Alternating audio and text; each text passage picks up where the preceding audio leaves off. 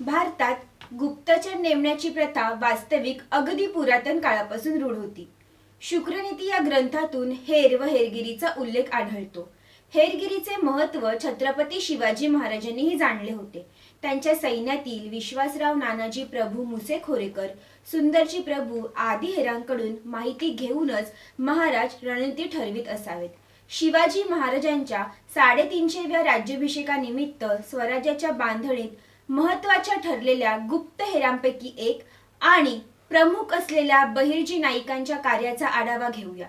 नमस्कार, मी समीक्षा देशमुख. सागर डिजिटल मध्ये आपले स्वागत. महाराष्ट्र राज्याच्या शैक्षणिक अभ्यासक्रमात इयत्ता 4थी मध्ये शिवरायांच्या इतिहासाचा समावेश केल्यामुळे विद्यार्थ्यांना शिवरायांशी ओळख होते. त्यातून स्वराज्याला अर्पण केलेल्या अनेक मावळ्यांची देखील ओळख होते. अफजल खानाचा वध, पन्हाळ्यावरून सुटका, शाहिस्तेखानाची बोटे छाटणे, पुरंदराचा वेढा किंवा सुरतेची लूट असो, अशा विविध प्रसंगातून एक नाव सतत ऐकू येते, ते म्हणजे बहिर्जी नाईक. बहिर्जी म्हणजे मावळच्या खोऱ्यात महाराजांना सापडलेले रत्न असून महाराजांच्या हेरकात्याचे प्रमुख होते. ते वेषांतर करण्यात तरबेज असून त्यासाठी लागणारी निरीक्षण शक्ती त्यांच्याकडे भरपूर होती. वेषांतरात बहिर्जीची चूक काढणे कोणालाच शक्य नव्हते. असं म्हणतात की महाराजांनी जेव्हा बहिर्जींची परीक्षा घेतली तेव्हा त्यांना खेळणा गडाची माहिती काढण्यात सांगितली होती. त्यावेळी बहिर्जींना माहीत होते की खेळणा गडावर मालिक रेह्यांचा दर्गा आहे. त्यामुळे त्यांनी मुसलमान फकीराचा वेश घेऊन दर्ग्यावर चादर चढवून नमाज अदा करून गडाची माहिती काढली व महाराजांना सांगितली. यावर महाराज खुश होऊन बहिर्जींना स्वराज्याच्या कामी लावले. बहिर्जींच्या या विशेष गुणामुळे ते साधू, फकीर, संत, वासुदेव, भिकारी यांचे वेषांतर बेमालून वठवित असत. त्यांचे वेषांतरित रूप फक्त महाराज ओळखत असत. चेहऱ्यावरील भाव बदलण्यातही ते माहीर होते. तसेच त्यांना मराठी, हिंदी, उर्दू या भाषा चांगल्या अवगत होत्या. सुरत लुटण्यापूर्वी महाराजांनी बहिर्जींना सुरतेची माहिती काढण्यात सांगितले होते. त्यावेळी बहिर्जींनी सुरतला इंग्रज वखारीच्या बाहेर घोड्याला नाळ बसवण्याचे काम करण्यास सुरुवात केली.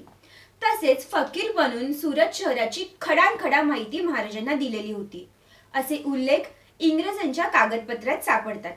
तसेच आपल्या हुशारीने सुरतेचा किल्लेदार इनायत खान यांच्याकडे मुक्काम करत त्यांच्याकडून देखील माहिती मिळवली होती. शत्रू पक्षाच्या गोटात काय खळबळ सुरू आहे हे जाणून घेण्यासाठी बहिर्जींनी काही खास पद्धती सांगितल्या. त्यापैकी एक म्हणजे शत्रू पक्षाचा जासूस खलिता घेऊन निघाला की त्याच्यावर पाळत ठेवून जंगलाच्या ठिकाणी त्याला गाठून 4-5 दरोडेखोरांकडून त्याला लुटण्यात येईल. त्याच्या जवळचा किमती ऐवज घेऊन दरोडेखोरांचा प्रमुख खलिता वाचण्याचा प्रयत्न करी आणि अनपढ आहे असे भासवून जासूसाला परत करत असे. वास्तविक दरोडेखोरांनी खलिता वाचून त्यातील एक एक शब्द लक्षात ठेवलेला असे. आता हे दरोडेखोर दुसरे तिसरे कोणी नसून बहिर्जी आणि त्यांचे हेर असत. बहिर्जींच्या हेर खात्यात 1000भर हेर होते. या सर्वांना बहिर्जींनी योग्य प्रशिक्षण दिले होते. त्यांची एक स्वतंत्र भाषा देखील होती, जी फक्त त्यांना ज्ञात असे. त्यांच्यातील प्रत्येकाकडे असणाऱ्या काठीला घुंगरू लावले होते. काठी आपटल्यावर येणाऱ्या घुंगरांच्या आवाजामुळे कोणीतरी येत असून सावध राहिले पाहिजे असे संकेत इतरांना कळत असत. रायगडावर संभाजी राजांच्या जीवाला धोका असल्यामुळे कर्नाटक स्वारीवर जाण्याआधी महाराजांनी संभाजी राजांच्या सुरक्षिततेसाठी त्यांच्या सासूरवाडीला म्हणजेच शृंगारपूरला ठेवले होते. तेव्हा संभाजी राजांवर लक्ष ठेवून त्यांच्या बातम्या कर्नाटकात महाराजांना कळवण्याचे जोखमीचे काम बहिर्जी करत होते. शंभू राजांचे जेवण बनवणारा आचारी वाड्यातच राहत असे. तो युवराजांबद्दल खास काही असेल तर पहाटे गाईचे दूध काढणाऱ्या गड्याला कळवत असे, कारण हा आचारी आणि दूध काढणारा दोघेही बहिर्जींचे हेर होते. सलग 2 वर्षे हा प्रकार चालू होता, पण संभाजी राजांनाही याबाबत समजले नाही. यावरून लक्षात येईल की बहिर्जी आणि त्यांच्या हेरांमध्ये कोणत्या पातळीवर काम सुरू होते.